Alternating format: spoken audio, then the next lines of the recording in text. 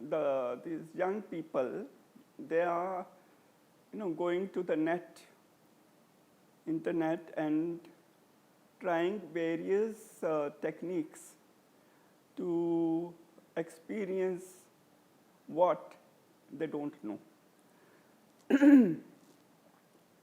They've heard the word Kundalini, or they've heard the word energy or chi or whatever, and trying to experience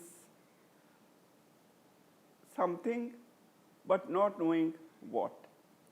And in that process, they create a certain confusion in the nervous system. And invariably, like these children who have come to me, children are young people, not children anymore. They have done weekend courses in chakra meditation, chakra awakening, then weekend courses in Kundalini awakening, then weekend courses in pranic healing. Then some are doing these hatha yoga practices, or just taking one or two pranayams and focusing on them and continuing. Not knowing that each system has a certain pattern, steps. First step, second step, third step, fourth step.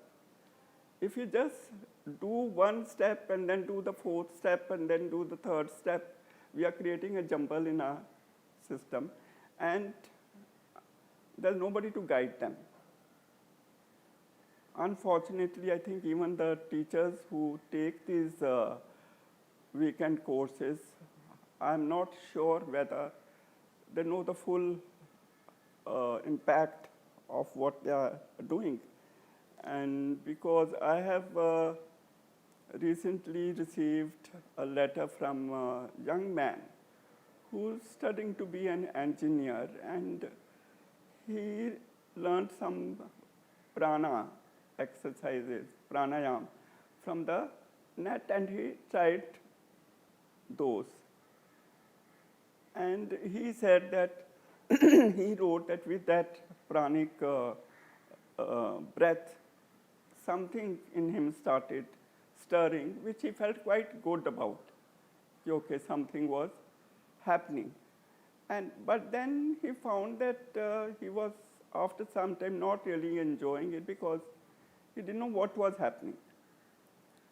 So he went to an institution, probably the institution of some institution with pranayam he had practiced, and went to them and spent some time with those people learning, who gave him some more pranayams, breaths to do. After that, he came back home, but he found that he was getting worse, and his focus on his studies was shifting, and his father got concerned and took him to a psychiatrist. The father didn't know what he was doing, what he was practicing or whatever. So the psychiatrist advised that he can give him some medicine which will stop all this, whatever he is hallucinating or talking or thinking. Now, this boy, instead of getting onto the drug, went back to this institution and told them that these extra pranayam exercises that he has been taught are doing him more harm than good, because the psychiatrist is saying he has to go on some drugs. So they told him that we can't do anything now. You are mentally disturbed, which this he wrote to me. I could not understand how this is possible. So I wrote to this boy, I said, look, you please stop doing any pranayam. What you have done first and foremost is wrong. The breaths have probably been given in a certain sequence, and you have only picked up one or two of those breaths and done them at random. The institution is not to be blamed. You have played with the breaths, and that has caused a confusion in your nervous system, and now one doesn't know how to bring it back to normal. So since for you it is just the beginning of a mishap, better is that you stop doing any pranayam and focus on your studies,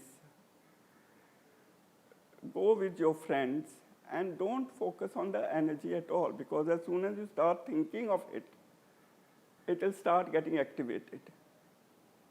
The idea is to avoid giving it any attention, avoid doing any pranayam, avoid doing even looking in the direction of energy, and focus on your studies. Let 6 months pass after you finish your exam. Then if you feel like getting into on this sort of a thing, follow a proper technique and program. These haphazard things are not nice, and I have seen people termed schizophrenia and this and that because they are not being able to get to the right people. Mere book knowledge will not do.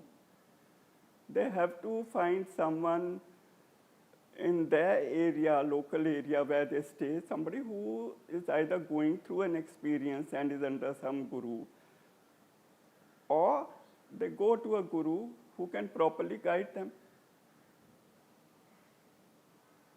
So my advice to all these people is, please stop experimenting with these weekend courses and different techniques, because all these techniques have a certain system which has to be followed, because each breath locks into the other breath, and that's how the sequence follows.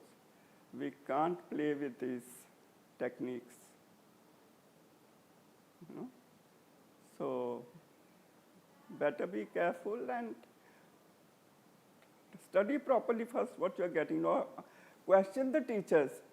Okay, this is this, if what do I do next?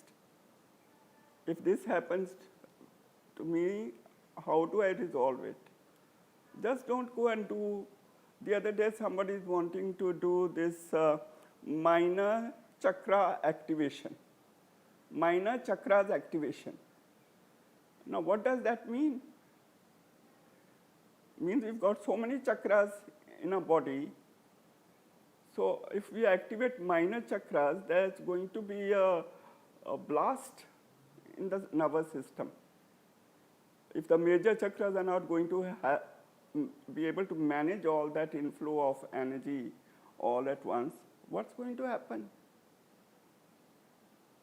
But probably the teachers feel that humanity is still very gross or, dense.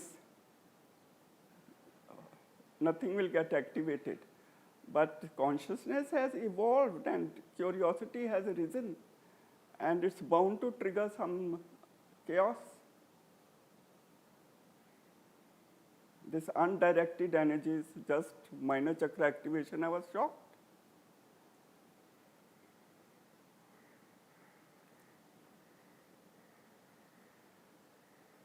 So I really don't know how all this is going to end.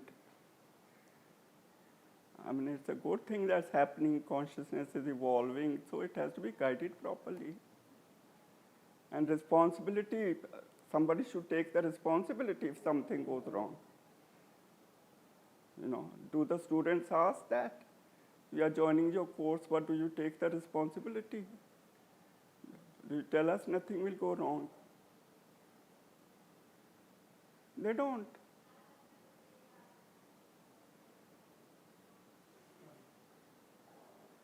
So what do you say to that? Either the student takes responsibility or the teacher says, like when they are doing the surgery on the operation theater, they make you sign. You can die. They should make us sign certain forms. If some confusion happens in the system, we are not responsible.